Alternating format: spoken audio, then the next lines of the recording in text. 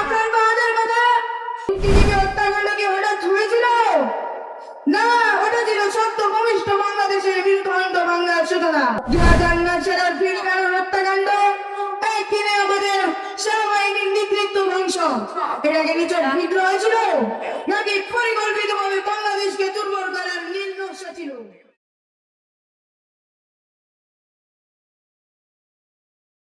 মার্কাজুল কোরআন হিফজ মাদ্রাসা কর্তৃক আয়োজিত আজকের ইসলামী সম্মেলন ও কেরাত মাহফিলের সম্মানিত সভাপতি, মঞ্চে উপবিষ্ট বিশিষ্ট আলিমদ্বীন, ইসলামী চিন্তাবিদ ও শিক্ষাবিদ, দূর দূরান্ত থেকে আগত আমার তাওহীদ প্রিয় ভাই ও বোনেরা, আসসালামু আলাইকুম ওয়া রাহমাতুল্লাহি ওয়া বারাকাতুহু।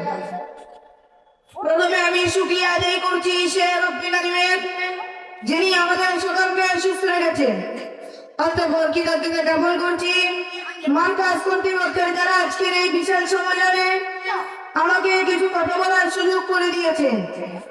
আমার প্রিয় ভাইরা, বাংলার সংগ্রামী তৌহিদি জনতা যখন বিশ্ব প্রতিনিয়ত উন্নতি আর অগ্রগতির দিকে এগিয়ে যাচ্ছে, তখন কেমন যেন আমাদের এই সোনার বাংলাদেশ হারিয়ে যাচ্ছে আধিপত্যবাদ আর সাম্রাজ্যবাদের অন্ধকার রাজ্যে।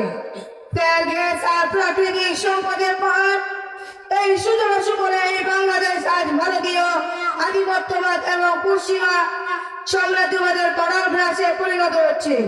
তাই এই ক্রান্তি লগ্নে আমি দাঁড়িয়েছি আমাদের রক্ত, আমাদের অস্ত্র, আমাদের রাষ্ট্রীয় ইতিহাস দিয়ে।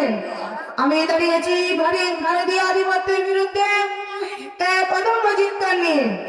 ভাইরা আমার, 1947 সালে ব্রিটিশরা বিদায় নিল, কিন্তু দুঃখের বিষয় আমাদের কপালে নতুন শিকল পরিয়ে গেল।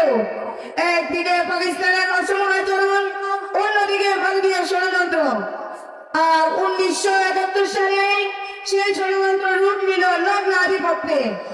আমরা স্বাধীন হয়েছিলাম মানচিত্রে, কিন্তু স্বাধীন হতে পারিনি সিদ্ধান্তে। আমাদের নদী, আমাদের রাজনীতি, আমাদের অর্থনীতি সবখানে ভারতীয় আধিপত্যবাদের কালছায়া।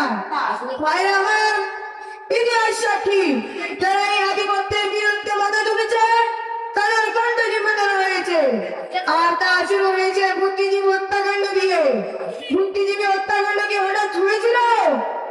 না, ওটা ছিল সত্য ভূমিষ্ঠ বাংলাদেশের বীরকান্ত বাংলার সূচনা।